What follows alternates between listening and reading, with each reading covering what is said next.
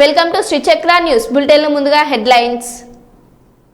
మహబూబాబాద్ జిల్లా కేంద్రంలో ఘనంగా ఫ్రెండ్షిప్ డే వేడుకలు.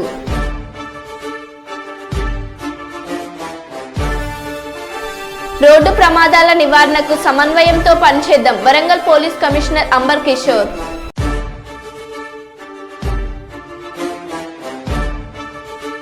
మనువాద జడ్జీల తీర్పునకు నిరసన. ఎస్సీ ఎస్టీ రిజర్వేషన్ల వర్గీకరణ సుప్రీంకోర్టు తీర్పునకు మేము వ్యతిరేకం దళిత సంఘాల జేఏసీ. వేములవాడ పట్టణంలో ప్రభుత్వ వీప్ వేములవాడ ఎమ్మెల్యే ఆది శ్రీనివాస్ మీడియా సమావేశం.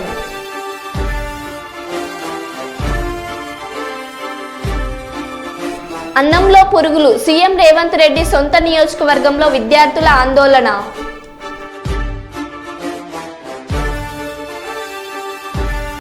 ఇక వివరాల్లోకి వెళ్తే, చంద్రబాబు సూపర్ 6 అంటూ అలవికాని హామీలిచ్చి అసెంబ్లీ సాక్షిగా ఖజానా చూస్తే ఖాళీగా ఉంది, హామీలు చూస్తే భయమేస్తుందంటూ సాకులు చెప్తున్నారు. సంపద సృష్టించి హామీలు అమలు చేస్తామని ఎన్నికల ముందు చెప్పారు కదా, పథకాలు ఎప్పుడు అమలు చేస్తారా అని ఏపీలోని మహిళలు ఎదురు చూస్తున్నారు. ఇదే చంద్రబాబు నాయుడు గారు అసెంబ్లీ వేదికగా ఆయన చెప్పిన మాటలు ఏమని చెప్తా ఉన్నాడు? భయం వేస్తూ ఉందంట. మేము సూపర్ 6 అనే హామీలు ఇచ్చాము, అది చూస్తుంటే భయం వేస్తూ ఉంది, ముందుకు వెళ్ళలేని పరిస్థితులు, ప్రజలు ఆలోచన చేయాలంటున్నాడు. అంటే దానికి అర్థం ఏంటి? నీ సూపర్ 6 హామీలన్నీ ఎత్తేస్తా ఉన్నాయి కదా, దానికి అర్థం ఏంటి? ప్రజలు ఆలోచన చేయాలి. ఇంకా నయం అర్థం చేసుకోండి, ఇంకా నేను ఇవ్వలేనని డైరెక్ట్గా చెప్పేలే. అదే నాదెండ్ల మనోహర్ గారు మంత్రివర్యులు, ఆయన క్వశ్చన్ అవర్లో డైరెక్ట్గా చెప్పాడు 3 సిలిండర్లు ఇవ్వలేము అని. మరి ఇదే మంత్రి లోకేష్ గారు ఆయన ఏం చెప్తా ఉన్నాడు? అందరినీ కూర్చోబెట్టి మాట్లాడి ఎంతమంది పిల్లలు ఉన్నారో ఐడెంటిఫై చేసుకుని, అసలు ఏంది ఐడెంటిఫై చేసేది? కలెక్టర్లకి సచివాలయాల వారీగా ఏ సచివాలయంలో ఎంతెంతమంది తల్లులు ఉన్నారు, ఎంతెంతమంది పిల్లలు స్కూల్స్కి వెళ్తున్నారు అనేది ఎంతసేపు ఆ డేటా తీసుకోవడము? మరి దానికి కూడా మంగళం చెప్పిన పరిస్థితులు. మరి ఇదే ఎలక్షన్ క్యాంపెయినింగ్లో మరి ఏ రకంగా మాటలు చెప్పారు? 15,000 15,000 15,000 18,000 18,000 18,000 అని ఈ రకమైన మాటలు మాట్లాడి, ఇంకొక ఎవరో పాపం చిన్న పాప ఎవరో వస్తే మంచి హుషారుగా ఉంది, ఈ అమ్మాయికి కూడా 15,000. అసలు ఏం జరుగుతుంది? అసలు మీకన్నా అసలు డ్రామాలు ఆడేవాళ్ళు నయం. అంత గొప్పగా ప్రజల్ని వంచి డ్రామాలు మేము అప్పటికి బేసిక్గా చెప్తానే ఉన్నాం. మరి ప్రజలు ఏ రకంగా ఆలోచన చేసి చంద్రబాబు నాయుడు గారు మాయలో పడ్డారో అర్థం కావటంలే. మరి రైతు భరోసాకి మంగళం పలికారా? అమ్మఒడి మొత్తం అందరి పిల్లలకి ఇచ్చేస్తూ ఉన్నారు, మరి దానికి స్వస్తి చెప్పారు. మరి అదే రకంగా 1,500 రూపాయలు 18 సంవత్సరాలు దాటిన ప్రతి మహిళకి డబ్బులు ఇస్తూ ఉన్నారు. నెల 1,500. ఎక్కడికి వెళ్ళిపోయినాయి ఆ డబ్బు? ఎప్పుడు ఇస్తారు? దానికంటే ఒక నిర్దిష్టంగా చెప్పాలి కదా. మాకు ఇప్పుడు మేము సంపదలు సృష్టించిన తర్వాత 5 సంవత్సరాలు పోయేకి ఇస్తామని చెప్పాలా? లేకపోతే ఏదో ఒకటి చెప్పాలి కదా. ఎప్పుడు చెప్తారు? ఎప్పుడు ఇస్తారు? మరి రాష్ట్ర వ్యాప్తంగా ఉన్న మహిళలందరూ కూడా ఎదురు చూస్తూ ఉన్నారు. జిల్లాలో గుట్కా పాన్ మసాలా మాదక ద్రవ్యాల వినియోగంపై ఉక్కుపాదం మోపుతామని మల్టీజోల్ డీఐజీ సత్యనారాయణ అన్నారు. సంగారెడ్డి ఎస్పీ కార్యాలయంలో శనివారం విలేకరుల సమావేశంలో మాట్లాడారు. మాదక ద్రవ్యాల నిర్మాణంలో సంగారెడ్డి జిల్లా పోలీసులు బాగా పనిచేస్తున్నారని చెప్పారు. ఈ సమావేశంలో ఎస్పీ రూపేష్ పాల్గొన్నారు. స్వీకరించిన తర్వాత మొట్టమొదటిసారిగా సంగారెడ్డి రావడం జరిగింది. సో ఓవరాల్ రివ్యూ చేసినప్పుడు క్రైమ్ కానీ, ఎన్ఫోర్స్మెంట్ కానీ, ఇటు రోడ్ సేఫ్టీ కానీ మిగతా జిల్లాలతో పోలిస్తే Sangareddy police is doing good job. అయితే డీజీ గారి ఆదేశాల మేరకు కానీ, ప్రభుత్వ విధానాల పట్ల కానీ అర్థం చేసుకుని ఏ ప్రయారిటీస్ ఉన్నాయో దానికి పూర్తిగా అంకిత భావంతో కృషి చేయాల్సిన అవసరం ఉంది. ముఖ్యంగా డ్రగ్స్ మీద ఉక్కుపాదం మోపడం, అది కళ్ళు దుకాణాల్లో అల్ఫాజోలం, డైజిఫామ్ లాంటి ఇదివరకు కేవలం అది అడల్టరేటెడ్ కళ్ళు అనుకునేవాళ్ళం. ఇప్పుడేమో అది సైకోట్రోపిక్ సబ్స్టెన్సెస్ యొక్క రెసిడ్యూస్ వస్తున్నాయి, దాంట్లో నార్కోటిక్స్ టెస్ట్లో పాజిటివ్ వస్తుంది. సో అది ఎక్సైజ్ యాక్ట్ కాకుండా ఎన్డీపీఎస్ యాక్ట్ కింద అరెస్ట్ చేయడం జరుగుతుంది. అట్లాగే ఎన్డీపీఎస్ ఈ యొక్క గాంజా సంబంధించింది, దాని మీద అనూహ్యంగా కోవిడ్ తర్వాత అంటే ఒక 5-6 సంవత్సరాల క్రితం తర్వాత ఇప్పుడు పూర్తిగా ఈ గ్రామీణ వాతావరణంలో యువత కానీ వీళ్ళు కానీ కొద్దిగా వారి బారిన పడినట్టు మనకి రిపోర్ట్లు వస్తున్నాయి. దానికి తగ్గట్టుగానే పోలీసులు నిరంతరం చర్యలు చేపడుతున్నారు. అనకాపల్లి జిల్లా చిడికాడ రావికవతం ప్రాంతంలో భారీగా గంజాయి పట్టివేత. సుమారు 12 లక్షల విలువ చేసే 250 కేజీల గంజాయి స్వాధీనం. యాక్షన్ ప్లాన్ అగేన్స్ట్ గాంజా పార్టీగా మనం మొత్తం అనకాపల్లి డిస్ట్రిక్ట్లో కూడా గాంజా మీద నిఘా పెంచడం జరిగింది. సో ఈ ఎఫర్ట్స్ రిజల్ట్గా నిన్న మనకి 2 మేజర్ క్యాచెస్ అయ్యి చీరికాడ పోలీస్ స్టేషన్ లిమిట్స్లో ఒక 150 కేజీస్ గాంజా పట్టుకున్నాము. అట్లాగే రావికంతం పోలీస్ స్టేషన్ లిమిట్స్లో 96 కేజీస్ గాంజా ట్రాన్స్పోర్ట్ చేస్తూ పట్టుకుంటాం జరిగింది. చీరికాడలో పట్టుకున్న కేసులో 4 అక్యూజ్ని ఆల్రెడీ అరెస్ట్ చేశాము. ఇంకా 2 అబ్స్కాండింగ్ అక్యూజ్ పేర్లు కూడా ఉన్నాయి, వాళ్ళని కూడా తొందరలోనే అరెస్ట్ చేస్తాం. అట్లాగే రావికంఠం కేసులో కూడా అక్యూజ్ని అరెస్ట్ చేస్తాం జరిగింది. దాంట్లో కూడా లింకేజెస్ మనం ఎస్టాబ్లిష్ చేశాము. ఈ చీరికాడ కేసులో అక్యూజ్ అందరూ కూడా ఏఎస్ఆర్ డిస్ట్రిక్ట్కి సంబంధించిన వాళ్ళు, 3 పాడేరు మండలం నుంచి ఉన్నారు, ఒకళ్ళేమో హుకుంపేట మండలం వాళ్ళు. ఇక్కడ రావికంఠంలో కట్టిన కేసులో కృష్ణా డిస్ట్రిక్ట్కి సంబంధించిన అక్యూజ్ని అరెస్ట్ చేయడం జరిగింది. మన డిస్ట్రిక్ట్లో ఎస్సీ వర్గీకరణపై సుప్రీంకోర్టు ఇచ్చిన తీర్పును తాను స్వాగతిస్తున్నానని మాజీ ఉప ముఖ్యమంత్రి స్టేషన్ గన్పూర్ ఎమ్మెల్యే కడియం శ్రీహరి అన్నారు. జనగామ జిల్లా కేంద్రంలోని ఎన్ఎంఆర్ గార్డెన్లో నిర్వహించిన మీడియా సమావేశంలో ఆయన మాట్లాడుతూ మాదిగ మాల ఉపకులాల వర్గీకరణ అంశంపై న్యాయమైన పోరాటానికి సుప్రీంకోర్టు చారిత్రాత్మకమైన తీర్పు ఇచ్చిందన్నారు. అలాగే ఈ వర్గీకరణలో అట్టడుగు పేద వర్గాలకు రాబో రోజుల్లో విద్యా ఉద్యోగాల్లో అవకాశాలు కలిగి ఆర్థిక అభివృద్ధి చెందుతారని ఆకాంక్షించారు. ఈ పోరాటంలో పాల్గొన్న ఎంఆర్పీఎస్ దండోర నాయకులందరికీ నా హృదయపూర్వక ధన్యవాదాలు తెలియజేస్తున్నానని అన్నారు.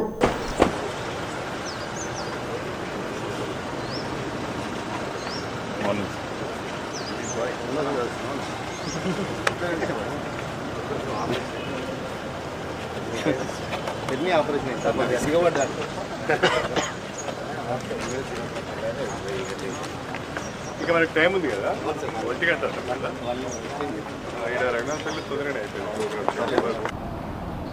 సుప్రీంకోర్టు ఒక చరిత్రాత్మకమైన తీర్పు ఇచ్చింది. షెడ్యూల్ కులాల వర్గీకరణకు సంబంధించి మాదిగ ఉపకులాలు గత 30 సంవత్సరాలుగా చేస్తున్న ఉద్యమాన్ని వాళ్ళ న్యాయపరమైన, చట్టపరమైన, రాజ్యాంగపరమైన హక్కును గౌరవిస్తూ చాలా చక్కటి తీర్పును సుప్రీంకోర్టు ఇచ్చింది. షెడ్యూల్ కులాల వర్గీకరణకు సంబంధించిన సుప్రీంకోర్టు తీర్పును నేను హృదయపూర్వకంగా స్వాగతిస్తున్నాను. ఈ తీర్పు విషయంలో వ్యక్తిగతంగా నేను చాలా సంతోషంగా కూడా ఉన్నాను. కారణం ఏమిటంటే 1994 జూలైలో తెలంగాణ షెడ్యూల్ కులాల వర్గీకరణ ఉద్యమం ప్రారంభమైంది. ఎంఆర్పిఎస్ నాయకత్వంలో ఉమ్మడి ఆంధ్రప్రదేశ్లో దండోరా పేరుతో బ్రహ్మాండమైన సామాజిక ఉద్యమం జరిగింది. ఉద్యమం ప్రారంభమైన మొదటి రోజు నుండి తీర్పు వెలువడిన ఆగస్టు 1, 2024 వరకు కూడా ఆ ఉద్యమం వెంట నేనున్నాను. దండోర ఉద్యమానికి అన్ని రకాలుగా నా సహాయ సహకారాలు అందజేస్తూ వచ్చాను. రాజకీయంగా అనేక విమర్శలను ఎదుర్కొంటూ ప్రతిపక్షాల యొక్క దాడిని కూడా ఎదుర్కొంటూ వర్గీకరణ అనేది న్యాయబద్ధమైనది, చట్టబద్ధమైనది, డాక్టర్ బిఆర్ అంబేద్కర్ గారు అందించిన రాజ్యాంగ స్ఫూర్తికి లోబడి ఉన్నది. దీనికి తప్పకుండా మద్దతు ఇవ్వాలనే ఆలోచనతో గత 30 సంవత్సరాలుగా ఉద్యమం వెంట ఉన్నాను. వర్గీకరణకు మద్దతు ఇస్తూ వచ్చాను. స్వాగతిస్తున్నాను. అన్ని వర్గాల, అన్ని రాజకీయ పార్టీల సహకారంతో మాదిగ ఉపకులాల పోరాటం ఫలితాన్ని సాధించింది. ఈ పోరాటంలో పాల్గొన్న ఎంఆర్పిఎస్ నాయకులందరికీ, దండోరా నాయకులందరికీ నేను హృదయపూర్వకంగా అభినందనలు తెలియజేస్తున్నాను. అదేవిధంగా ఈ తీర్పును కొంతమంది వ్యతిరేకిస్తూ కూడా మాట్లాడుతున్నారు. నేను ఆ మిత్రులందరినీ కూడా కోరుతున్నాను, ఆ సభ్యులందరినీ కూడా కోరుతున్నాను, దయచేసి ఆలోచించండి. 7 జడ్జెస్తో కూడిన రాజ్యాంగ ధర్మాసనం ఇచ్చిన తీర్పు ఇది. దీన్ని మనం గౌరవించవలసిన అవసరం ఉంది. తీర్పు కూడా 6 జడ్జిలు అనుకూలంగా ఇస్తే 1 జడ్జి మాత్రమే వ్యతిరేకంగా మాట్లాడారు. అంటే మెజారిటీ జడ్జెస్ ఇచ్చిన తీర్పు ఇది. దీన్ని మనందరం కూడా గౌరవించాలి. వాస్తవంగా జనాభా ప్రాతిపదిక పైన షెడ్యూల్ కులాలకు 18% రిజర్వేషన్ లభించాలి. ఆ 18% రిజర్వేషన్ కొరకు కొట్లాడదాం. ఆ 18% రిజర్వేషన్ సాధించుకొని ఆ 18%లో మన ఉపకులాల, మాదిగ, మాల, ఇతర ఉపకులాల జనాభా ప్రాతిపదిక పైన ఆ ఫలాలు పొందే ప్రయత్నం చేస్తే అందరికీ కూడా లాభం జరుగుతుంది. కాబట్టి దయచేసి అందరూ సహకరించాలి. రాష్ట్ర కేంద్ర ప్రభుత్వాల పైన ప్రస్తుతం ఉన్న షెడ్యూల్ కులాల రిజర్వేషన్ను 15% నుంచి 18%కి పెంచడానికి అందరం కలిసికట్టుగా పోరాటం చేద్దాం. అందులో నేను ముందుంటానని చెప్పి కూడా ఈ సందర్భంగా మా సోదరులందరూ కూడా తెలియజేసి, తప్పుడు ప్రచారంతో గత కొన్ని రోజులుగా శునకానందం పొందుతున్నారు. నిజాలను జనానికి చేరవేస్తూ వారి తరపున వైఎస్ఆర్సీపీ పోరాటం చేస్తుంది. ఇవన్నీ సునకానందం అండి. కొడాల నాని గారికి క్యాన్సర్ వచ్చింది. కొడాల నాని గారు వాళ్ళ అమ్మగారు నా మధ్య ఎప్పుడు 2 ఏళ్ల క్రితం ఆవిడకి క్యాన్సర్ వస్తే ఆ వైద్యం ఆవిడ క్యాన్సర్ని జయించి ఆవిడ చెకప్ కోసం కొడాల నాని గారు ఎంపటి పెట్టుకెళ్తే కొడాల నాని క్యాన్సర్ వచ్చిందని చెప్పిన సునకానందం పొందటం వార్తలేసి. అట్లాగే వంశీ గారి భార్య నిన్న ఒక ఫంక్షన్కి ఆవిడ గన్నవరం వస్తే వెంటనే పోలీసులు టీవీ కెమెరాలు వెళ్ళిపోయి వాళ్ళ సొంత ఛానల్ వాళ్ళు వంశీని అరెస్ట్ చేశారు. ఇటువంటి ఈ సునకానందం పొందేటువంటి పరిస్థితుల్లో తెలుగుదేశం పార్టీ అనుభవిస్తుంది. ఈ సునకానందం ఎన్నాళ్ళు అనుభవిస్తారో అనుభవించండి. ఖచ్చితంగా వంశీ న్యాయపరంగా అన్యాయంగా తన్ను పెట్టారని దాని మీద వైఎస్ఆర్ కాంగ్రెస్ పార్టీ ఆఫీస్ మీద దాడికి బెజవాడ నుంచి గూణాలను తీసుకొచ్చి దాడికి వస్తే దాన్ని ఎదుర్కొన్నందుకు వాళ్ళ వంశీని 71 ముద్దాయిగానే ఎంతకొని పెట్టారు. అది కూడా నిన్న మొన్న పెట్టారు ఈ మధ్యకాలం. ఏదన్నా పెట్టుకోనండి, అతను న్యాయపరంగా రిలీఫ్ తెచ్చుకుంటానికి ప్రయత్నం చేస్తున్నాడు. ఖచ్చితంగా అతను బెయిల్ తీసుకుని వస్తాడు.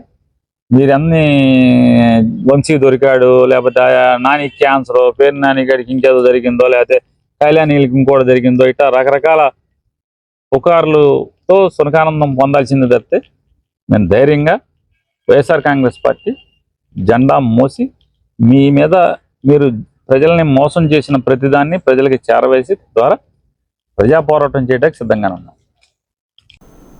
పెద్దపల్లి జిల్లా కాల్వ శ్రీరాంపూర్ తహసీల్దార్ కార్యాలయంలో మందమరికి చెందిన కాడం తిరుపతి నుండి కాల్వ శ్రీరాంపూర్ తహసీల్దార్ జాహిద్ పాషా, వీఆర్ఏ మల్లేశం కుమారుడు దాసర్ విష్ణు డ్రైవర్ ఆజాద్లు 10,000 రూపాయల లంచం తీసుకుంటుండగా రెడ్ హ్యాండెడ్గా పట్టుకున్నారు. కాల్వ శ్రీరాంపూర్ మండలంలోని పందిళ్ల గ్రామ శివార్లోని సర్వే నెంబర్ 645లో 28 గుంటల భూమి కాడం మల్లయ్య పేరిట అన్ని ధృవపత్రాలు ఉన్న కొందరు వ్యక్తులు కబ్జాకు పాల్పడడంతో వివాదం నెలకొంది. పెండింగ్ మెటేషన్ కోసం ఎన్నోసార్లు తహసీల్దార్ కార్యాలయం చుట్టూ మల్లయ్య కుమారుడు తిరుపతి తిరిగిన రెవెన్యూ అధికారులు స్పందించకపోవడంతో జిల్లా అధికారులను కలవగా గత నెల 23న మోటేషన్ పూర్తయింది. జాహిద్ పాషా గారు కడెం తిరుపతి అనే ఫిర్యాదుదారు నుంచి 10,000 రూపాయలు లంచం తీసుకుంటూ ఏసీబీకి పట్టుబడ్డారు. ఆయన ఈ పైసలు తన ప్రైవేట్ డ్రైవర్ అయిన అంజాద్ మరియు ప్రైవేట్ అసిస్టెంట్ దాసరి ధర్మేందర్ ఈ ఇద్దరి ద్వారా తీసుకుంటూ ఏసీబీకి పట్టుబడినారు. ఈ ఫిర్యాదుదారుడు మరియు బాధితుడైన కడెం తిరుపతి ఇతను మందమరి టౌన్ వాస్తవ్యుడు, మందమరి టౌన్ మంచిర్యాల జిల్లా వాస్తవ్యుడు. వీళ్ళ తండ్రి మల్లయ్య గారు సుమారు 15 సంవత్సరాల క్రితము కాలువ శ్రీరాంపూర్ మండలంలోని పందిళ్ళ గ్రామ శివార్లోని 28 గుంటల భూమిని కొనుక్కోవడం జరిగింది. అట్టి భూమిని మ్యూటేషన్ కోసము ఒక 2 సంవత్సరాల నుంచి ఈ ఫిర్యాదుదారుడు కాలువ శ్రీరాంపూర్ మండలం చుట్టూ తిరుగుతున్నాడు. ఈ పని కోసం తహసీల్దార్ గారు ఆల్రెడీ గతంలో 50,000 రూపాయలు లంచం తీసుకున్నారు. తీసుకుని కూడా పని చేయకుండా రిజెక్ట్ చేయడం జరిగింది. దాంతో బాధితుడు ప్రజావాణిలో కలెక్టర్ గారిని దరఖాస్తు చేసుకోవడం జరిగింది. కలెక్టర్ గారి ఆదేశాల మేరకు తహసీల్దార్ గారు గత నెల 23వ తారీఖు నాడు మ్యూటేషన్ చేయడం జరిగింది ఆ భూమిని. మొన్న తహసీల్దార్ గారు తన ప్రైవేట్ అసిస్టెంట్ల ద్వారా ఫోన్ చేసి పిలిపించి పని అయినందుకు గాను ఒక 10,000 రూపాయలు ఇవ్వాలని చెప్పి డిమాండ్ చేశారు. తర్వాత ఆయన బ్యాంక్ లోన్కి అప్లై చేయడం కోసము తనకి మాన్యువల్ ఇది కావాలని చెప్తే, మాన్యువల్ పట్టా కావాలని చెప్తే 10,000 రూపాయలు ఇస్తే నీకు మాన్యువల్ పట్టా సంతకం పెట్టిస్తాను, నీకు పని చేసి పెట్టినా కదా అని చెప్పి ఆయన డిమాండ్ చేస్తే ఆ డిమాండ్ మేరకు మమ్మల్ని ఆశ్రయించడం జరిగింది. ఈరోజు మేము పథకం ప్రకారము వాళ్ళవన్నీ తహసీల్దార్ గారు 10,000 రూపాయలు తన అసిస్టెంట్ ద్వారా తీసుకుంటుండగా జాహిద్ పాషా కాలువ శ్రీరాంపూర్ తహసీల్దార్ గారిని పట్టుకోవడం జరిగింది.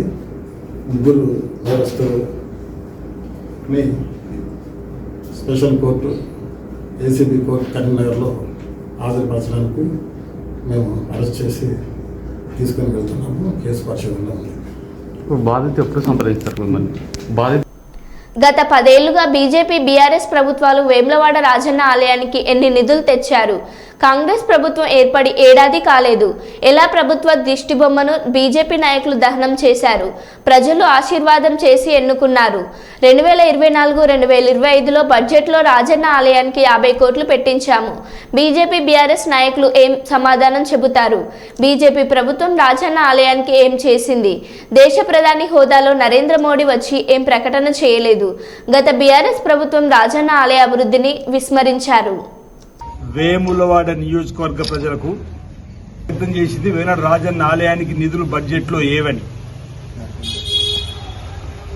10 సంవత్సరాలుగా దేశంలో పరిపాలించి ప్రసాద్ పథకం ద్వారా అన్నా పైస విధించని భారతీయ జనతా పార్టీ తెలంగాణ ప్రభుత్వ దృష్టిబొమ్మ దగ్ధం చేసినటువంటి అంశం 10 ఏళ్లు ఇంచుమించు ఇంకా 2 ఏళ్ళు ఎక్కువనే చేసారు. ఆ విధంగా మేము మంచి పనులు ఉంటే స్వాగతిస్తూ చేస్తాం. ఈ ప్రాంతంలో కూడా మీ వల్ల, మీ అసమర్థత వల్ల, మీ చేతగానితనం వల్ల ఎమ్మెల్యే పదవిని హోదాకు చిహ్నంగా వాడుకుని ఈ ప్రాంతాన్ని విస్మరించడం వల్ల నష్టపోయిన ఈ ప్రాంతానికి అధిక మొత్తం నిధులు తీసుకోవడం కోసం ప్రయత్నం చేస్తున్నాం. మేము అంటున్నాం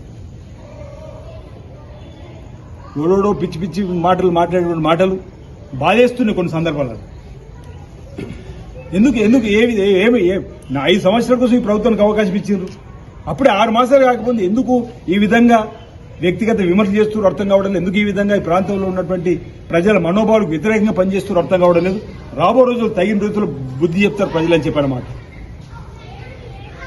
అరే అభివృద్ధి ఇంత మంచి జరుగుతుంటే ఓల్వై పరిశీలన జరిపి అవి ఇంకా మేము అధికారులు అనుకుంటే ఇక్కడ కొందరు ఏ ప్రాంతాలు పరిశీలన చేయడం అక్కడ ఆయన నాకేం అర్థమైతలేదు. ఎందుకు మీరు ఇంత గౌరవిస్తున్నా అర్థం చేసుకుంటలేరు కొందరు.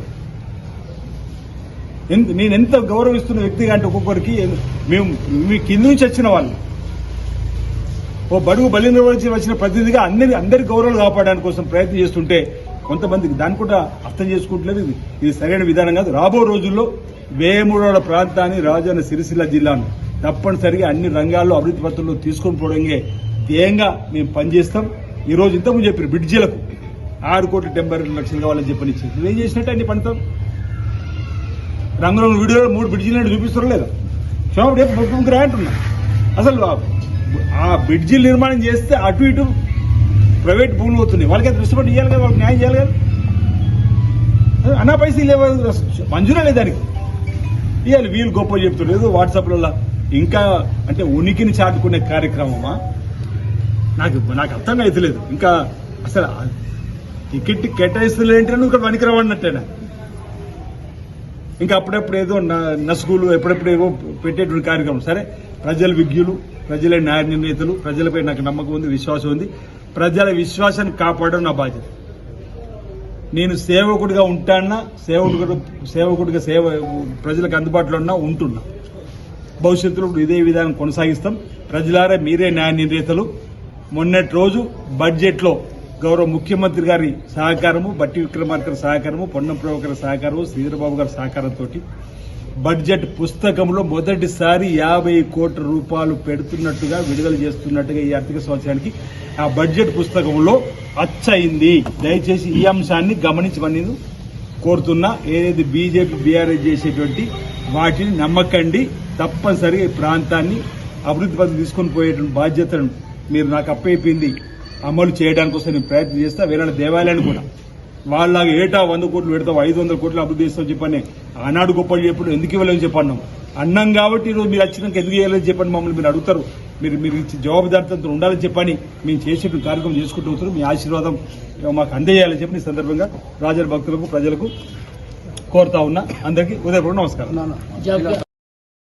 గోదావరిఖని పట్టణంలో పట్టణ అభివృద్ధిలో భాగంగా సింగరేణి క్వార్టర్లు తొలగించే ప్రయత్నంలో క్వార్టర్లు కోల్పోతున్న సింగరేణి కార్మికులు గోదావరిఖని ప్రధాన చౌరస్తాలో నిరసన దీక్షకు పాల్గొనగా దీక్షకు ఎలాంటి పర్మిషన్ లేదని పోలీసులు నిరసనకారులను అడ్డుకున్నారు. ఈ సందర్భంగా వారు మీడియాతో మాట్లాడుతూ వారి ఆవేదన వ్యక్తం చేశారు.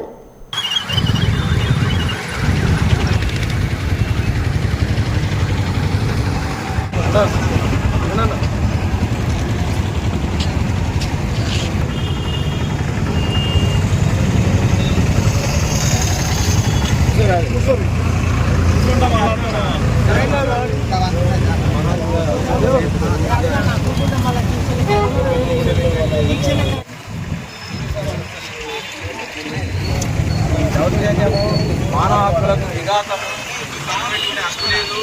మానవ హక్కులు గంగలు కలిసినాయి.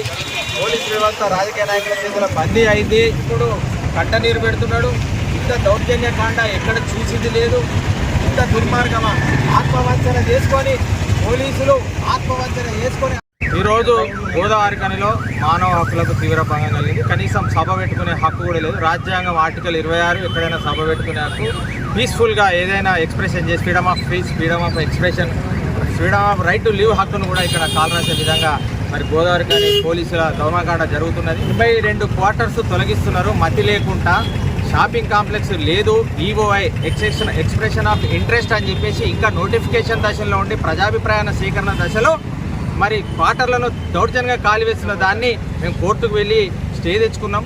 తర్వాత మరి నిరసన కార్యక్రమం మా EOI expression of interest shopping కాంప్లెక్స్కు ఫీజిబిలిటీ లేదు, దీనికి హేతు పద్ధతి లేదు. ముందుగా ఉన్న 72 షాపులు ఐడిఎస్ఎఫ్టీ కాంప్లెక్స్ మున్సిపల్ షాపింగ్ కాంప్లెక్స్గా ఖాళీగా ఉన్నది.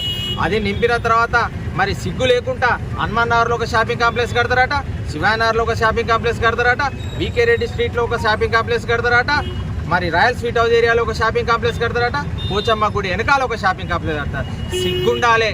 ఏదైనా మతి లేని ప్రపోజల్ చేయడమే అదంటే సింగరేణి అత్తసొమ్మాలు చేసినట్టు సిగ్గు లేకుండా వ్యవస్థను మొత్తం పొలిటికలైజ్ అయిపోయి మరి వాళ్ళకి అడుగులకు మడుగులు వస్తడం, పోలీసులు కూడా మరి కనీసం మరి ఇక్కడ ఏం జరుగుతుంది మరి మానవ హక్కులకు తీవ్రంగా భంగం కలగద్దన్న ఉద్దేశం కూడా చేసుకొని మొదటేమో టెంట్ వేయొద్దన్నారు. సరే మీరు అటు డిస్టర్బ్ లేకుండా చేసుకోండి అని అన్నారు.